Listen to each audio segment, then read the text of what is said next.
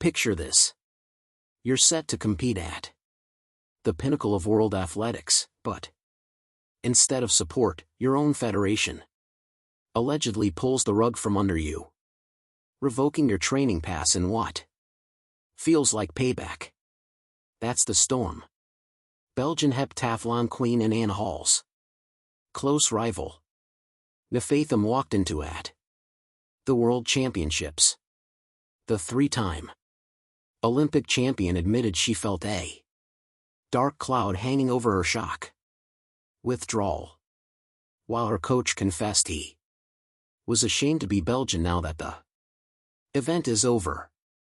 Tam has once again unleashed her fury, reigniting her standoff with the federation. It all started this summer when she refused to sign the federation's code of conduct as she had a number of personal sponsorships at odds with that of the federations. Taking to her Instagram, the athlete shared several stories detailing her side of the controversy and how the federation treated her.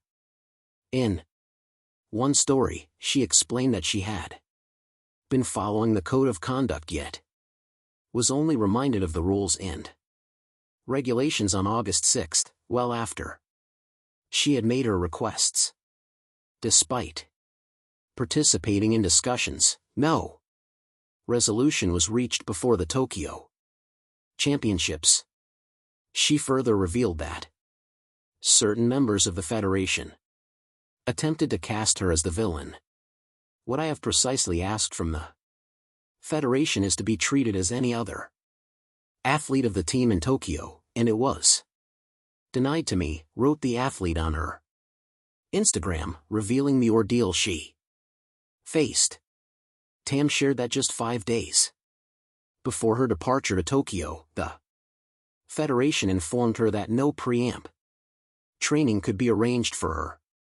Meanwhile, every other athlete received their full pre-amp support with all facilities covered by the federation. To make matters worse, she was notified via email that her physiotherapist could not be accredited. A serious concern so close to the championships. In the end, she and her team had to arrange everything themselves. Facing constant criticism from the federation, the athlete had to leave the competition with 2 disciplines to go on Saturday morning. Tam, during a presser on September 17, claimed, "I also saw that it had been said that it was my choice if I hadn't joined the team, but I want to be very clear, it wasn't my choice at all, and it was imposed on me." She further revealed that her physiotherapist, who had traveled all the way from South Africa, would be barred from assisting her during the main competition on September 19 and 20th. Tam expressed her frustration, saying, "There is also the decision not to accredit my physiotherapist who is here but cannot assist me in training. It is even more shocking for me because it is truly a decision aimed at negatively influencing my championship and my preparation. For the first time in a decade, Nefatham entered a world championship or Olympic heptathlon without meddling, as the Belgian superstar faced a stormy build-up in Tokyo.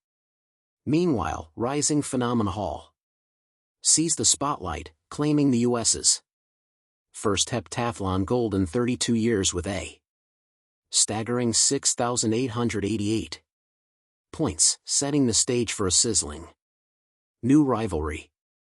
Well, her not clinching a medal this time can be attributed to the treatment she received from the federation.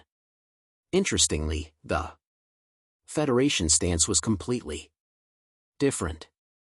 Belgian Athletics Federation has a completely different story on the Nefatham fiasco. The Belgian Athletics Federation painted a completely different picture. Jessica Mayan, president of LBFA, totally dismissed Nafisa Tam's claim, stating that they had written proof of the hubbub where she was treated well by the Federation. I have written proof that it is not true. She was welcome at the preamp. There was someone there to help her prepare for her camp who was already there. So, it is absolutely not true. Mayan added that the Belgian athletes generally enjoy full access to the top-notch medical team, which also includes an excellent doctor and experienced physiotherapists.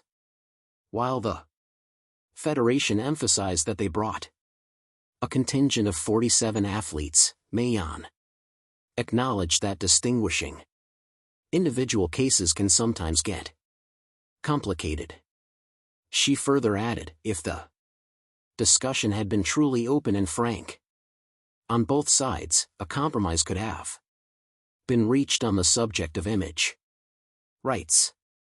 In football, they all wear the national team kit, and yet they undoubtedly have obligations sometimes linked to private partners. It's an issue that lives in a lot of federations, and they always manage to find solutions that suit everyone. Different stories from different individuals. However, Nafisa Tam has her coach backing her, who insists the Federation was completely against her. Will the higher authorities take action? Only time will tell. The 2025 World Championships were supposed to be a celebration of global athletic brilliance. But behind the glory and medals, tension simmered. None more evident than in the heptathlon field, as Team USA's Anna Hall battled through grueling events with her trademark intensity. Her Belgian rival, Elise van Dijk, made headlines of her own. Not for her performance, but for the bold criticism she directed at her country's national track officials. It all began after the heptathlon second day when van Dijk narrowly missed the podium by just 8 points while congratulating Hall and the other medalists with genuine sportsmanship. The Belgian star's post-race comments took an unexpected turn. We work our whole lives for this, she said, visibly emotional. But sometimes it feels like our own federation makes it harder for us to compete than our opponents ever could. Her remarks quickly caught fire. Van Dijk accused the Belgian Athletics Federation of systemic neglect toward multi-event athletes, claiming that funding, training support, and even medical access were unevenly distributed compared to sprinters and jump specialists. We're treated like afterthoughts, she added. I train for years without consistent physiotherapy or a full coaching team. Meanwhile, others with less demanding schedules get more resources. How is that fair? Timing of her statement was explosive. The Belgian team was already under scrutiny after reports surfaced of internal disputes about athlete preparation and budget priorities. Van Dijk's candid words delivered on one of the sport's biggest stages intensified the debate and split public opinion. Back home, some saw her as ungrateful. Others hailed her as a voice of truth in a system long overdue for reform.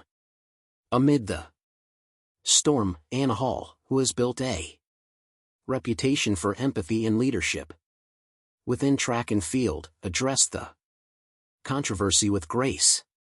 Every athlete deserves the support they need to perform at their best, Hall said when asked about her rival's comments. What Elise said shouldn't be dismissed. She's speaking from a place of frustration we all understand. It's tough when your effort doesn't always match the resources you're given. Hall's remarks underscored an unspoken reality in elite athletics. Success isn't just about talent or training. It's also about infrastructure and opportunity. Many within the heptathlon community echoed that sentiment online, forming a wave of solidarity that transcended national boundaries. The hashtag #SupportAll athletes began trending among track enthusiasts, calling for federations to ensure fair and balanced support across disciplines. In Belgium, the backlash forced the federation's hand. Officials announced a comprehensive review of athlete funding models and promised to meet with Van Dijk to discuss constructive improvements. Yet, the athlete remained skeptical. "I don't want promises," she tweeted days later. "I want change."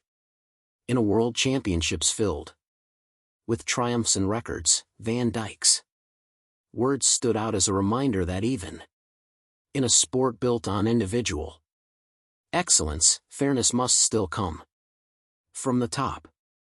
And as Anne Hall applauded her rival's courage, the world saw that sometimes the bravest victories happen off the track.